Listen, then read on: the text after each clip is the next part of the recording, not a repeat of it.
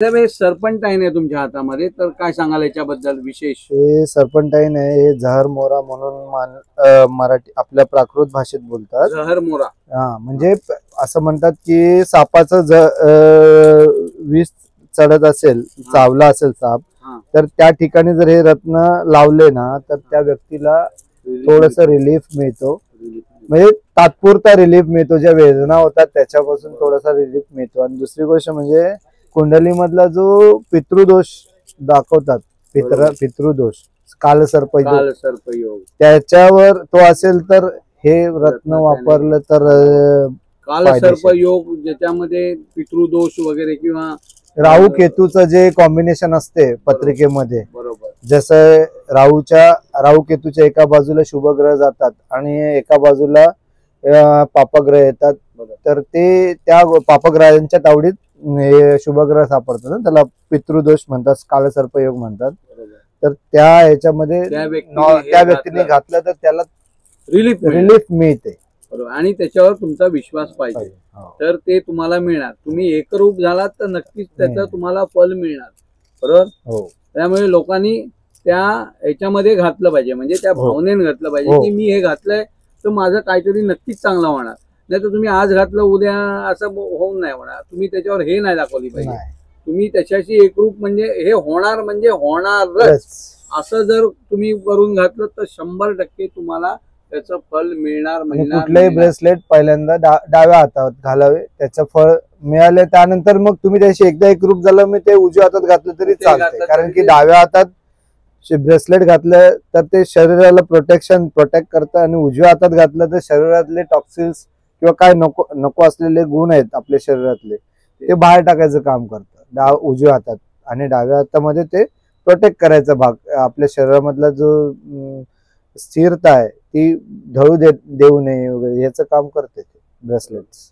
आणि काय सांगाल हे ह्याच्याबद्दल? हे आपलं झालं का? हेमेटाइट झालेलं आहे. हेमेटाइट झालेलं वाटतं. कशासाठी हा व्हिडिओ होऊन जाईल, लोकांना त्याच्याबद्दल माहिती मिळेल चांगली. आणि हेमेटाइट बद्दल?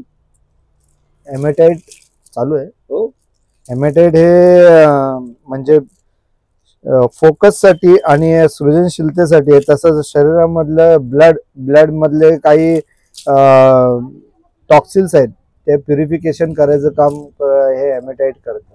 त्याच्यामुळे व्यक्ती हा एखाद्या व्यक्ती कामामधलं त्याचं फोकस हे धरून ठेवू शकतो. बरोबर. तसंच हे आपण सांगत नाही शॉर्ट मध्ये, पण हा व्हिडिओ मध्ये आपण सांगतोय लोकांना. ह्याच्याबद्दल जर हा मॅलाकाइट स्टोन आहे, हा बुधाचं उपरत्न आहे. हा हार्ट चक्राशी रिलेटेड आहे. ज्यांना किडनीच्या संबंधित जे विकार आहेत ते त्यांनी हे धारण केलं तर त्यांना रिलीफ मिळतो. किडनी संबंधित जे विकार आहेत त्याच्यावर हे काम करत आहे. बरोबर.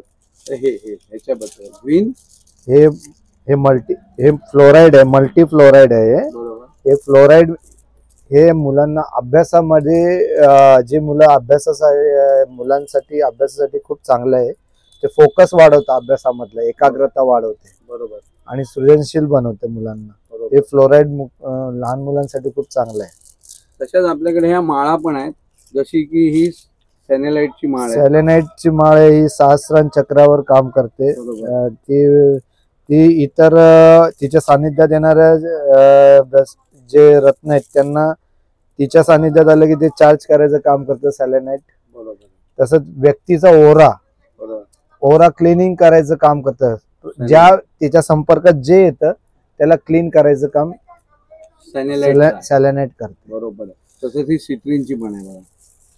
सिट्रिन आहे, सिट्रिन हे गुरुचं उपरत्न आहे, पुष्कराचं उपरत्न आहे. बरोबर. सिट्रिन हे पैशासाठी तसेच अबंडन्स साठी वापरलं जातं. माणसाला पैशाचं नियोजन करायचं एक म्हणजे तारतम्य देतं. बरोबर.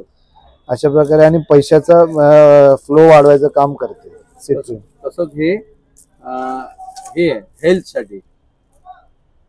हेल्थ साठी माळ आहे. आपण हेल्थ म्हणून लिहिलंच आहे बघा. याच्यामध्ये एमेथिस्ट, सेलेनाइट आहे, स्फटिक, क्लिअर कॉर्ड, यांचं कॉम्बिनेशन आहे. बरोबर. जसं एमेथिस हे सहस्त्रांश चक्रावर काम करते. बरोबर. क्राउन हे सेलेनाइट हे क्राउन चक्रावर आणि क्लिअर कॉर्ड हे क्राउन चक्रावर काम करते. तर हे शांत करायचं काम करतं आणि शरीरातली जी हीट आहे ते शमवण्याचं काम करते. बरोबर. दाणे साहेब, एवढी तुम्ही माहिती दिली त्याबद्दल धन्यवाद. तर कोणाला अजून माहिती पाहिजे असेल तर नक्कीच खाली नंबर दिले, त्याच्यावर फोन करा किंवा गुरुकृपा धार्मिक ग्रंथ मंडळ, गणेश गल्ली, लालबाग, मुंबई या दुकानाला अवश्य भेट द्या. धन्यवाद माने साहेब. थँक्यू.